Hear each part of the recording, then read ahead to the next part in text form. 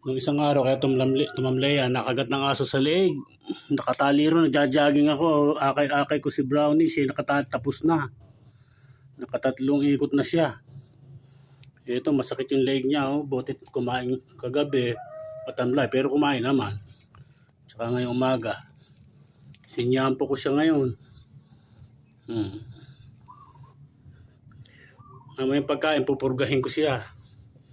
Bukas, painumin ko na siya ng vitamins uli. Yan si Usaki, pinakikilala ko sa inyo. Dito sa likod ng bahay. Ang Jade Sun TV. Pinakikilala ko sa inyo ang aking mga alagang bababait na aking mga aso. Puro askal. Pero mas gusto ko sila. Magaling tumahol. Ayoko lang nangangagat. Basta't marunong tumahol. Para pag naramdaman mo may taong iba, okay lang. Huwag lang mangangagat. Okay, hanggang sa muli. Ang masayang buhay sa likod ng bahay.